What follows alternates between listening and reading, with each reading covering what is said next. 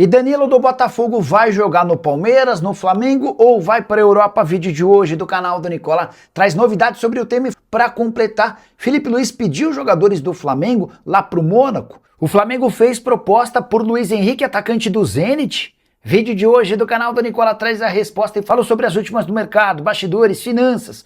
Tudo isso e muito mais a partir de agora. Fala aí pessoal, sou Jorge Nicola, bem-vindos a mais um vídeo do canal. Sempre bom ter vocês por aqui, sem perder tempo. Pedir para deixar like, se inscrever no canal e ativar as notificações. Luiz Henrique tem proposta do Flamengo? Esse namoro entre rubro-negro e o atacante do Zenit da seleção brasileira é antigo.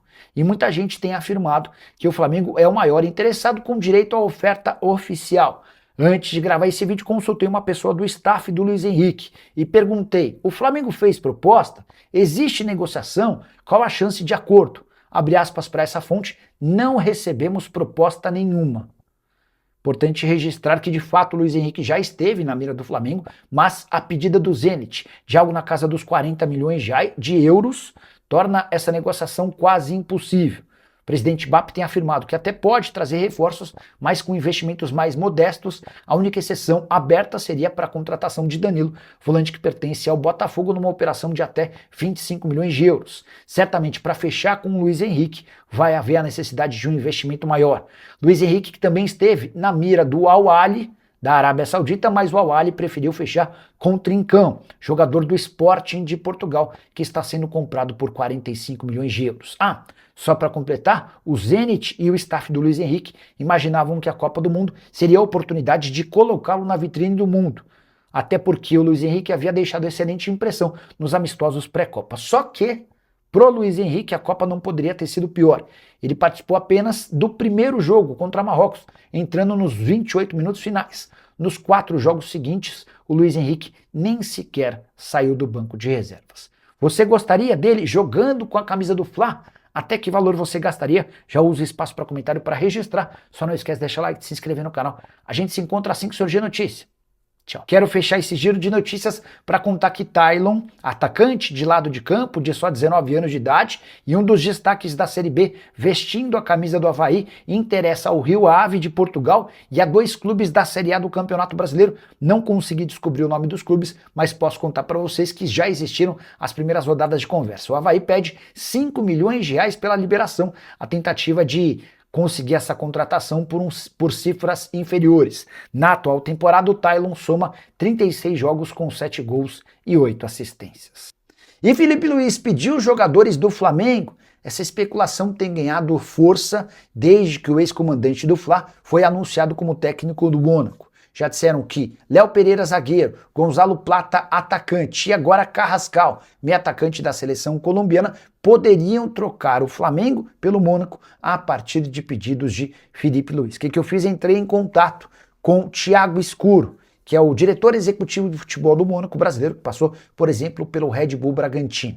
O Escuro respondeu o seguinte à minha pergunta sobre atletas do Flamengo que poderiam interessar o Mônaco, abre aspas: não tem nada com ninguém do Flamengo. Filipe Luís, obviamente, está participando da busca por reforços no Mônaco, mas foi-lhe apresentada uma relação de atletas que já vinham sendo monitorados pelo Mônaco para que ele pudesse entender e participar dessa escolha, indicando entre esses jogadores a ideia nesse momento do Mônaco não é contratar jogadores que estão no Flamengo. Só para completar, contar que o Mônaco recentemente negociou o Caio Henrique com a Ajax, lateral esquerdo do brasileiro, que poderia ser uma das opções para o time do Filipe Luís. Como ele entrava no último ano de contrato, era negociá-lo agora ou correr o risco de perder o Caio Henrique para o restante da temporada sem custos, e aí diante desse cenário o Mônaco optou por vendê-lo. E Danilo vai jogar no Palmeiras, no Flamengo ou vai para o exterior? Essa resposta ainda não está definida. O que dá para cravar é que a Copa do Mundo não ajudará o Botafogo a alcançar os 40 milhões de euros sonhados nessa transferência.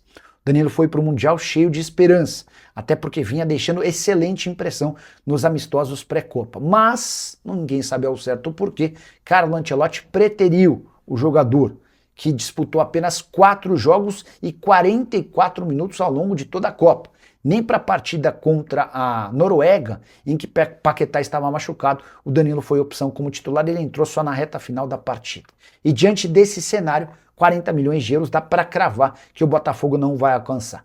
Dá para dizer que o Danilo se desvalorizou no Mundial? Não, certamente não. Alguém que vai para a Copa do Mundo e representa a seleção brasileira não perde valor, mas ele não consegue o valor que se imaginaria a partir de uma grande Copa. Diante desse cenário, as chances de Palmeiras e Flamengo aumentam. O Danilo não conseguiu chamar a atenção de gigantes do velho continente, mais especificamente da Inglaterra, onde o Danilo gostaria de jogar. É óbvio que Juliano Bertolucci, representante do Danilo e com portas abertas em alguns dos principais clubes da Inglaterra, tem trabalhado desde a eliminação da seleção brasileira para cavar uma vaguinha para o Danilo por lá. Para o Botafogo é mais negócio vender o Danilo para um time da Inglaterra do que para um rival brasileiro. Já contei para vocês que durante a Copa do Mundo, o Palmeiras e o Flamengo sinalizaram a Juliano Bertolucci as seguintes ofertas. O Flamengo toparia bancar 25 milhões de euros fixos, mais 10 milhões de euros em bônus. O Palmeiras sinalizou com 22 milhões de euros fixos e um valor de bônus ainda não definido. Nenhuma dessas ofertas foi apresentada ao Botafogo, porque tanto o Botafogo quanto o Juliano Bertolucci decidiram esperar pelo fim da Copa, porque imaginavam que ele poderia se valorizar. Hoje, bom negócio para o Danilo deve gerar na casa dos 25 a 30 milhões de euros.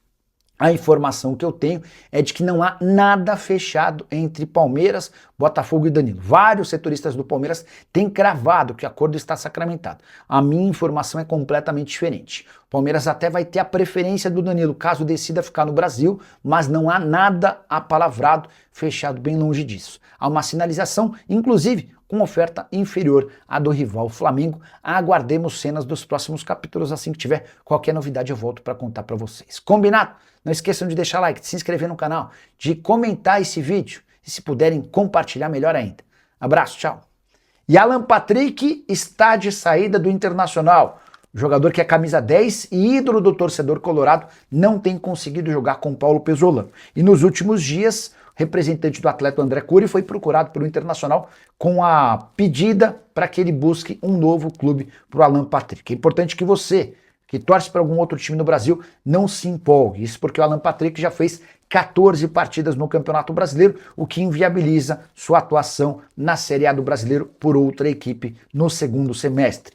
Alan Patrick, que soma na atual temporada 23 jogos, 5 gols e 4 assistências, contrato até dezembro de 2027 no Internacional. E ver essa mudança na condição do Alan Patrick no Inter me causa estranheza. Ele havia sido contratado em 2022 e era, até o início dessa temporada, o cara mais diferente, o mais talentoso, o grande criador das jogadas e também autor de vários gols e assistências importantes. A coisa mudou, o Alan Patrick perdeu consistência física, perdeu espaço e está de saída do Colorado. E o futuro de Neymar começará a ser decidido na próxima segunda-feira. O atacante do Santos, eliminado com a seleção brasileira nas oitavas de final da Copa do Mundo, viajou para Orlando, onde está sua família. E na próxima segunda-feira, possivelmente através de uma videoconferência, ele começa a debater com o Peixe se permanece ou não na Vila Belmiro. Na teoria, Neymar deveria se reapresentar ao Santos. Seu contrato só se encerra em 31 de dezembro. Mas existe uma possibilidade real de quebra do contrato, para que o Neymar possa decidir seu futuro sem tanta pressa.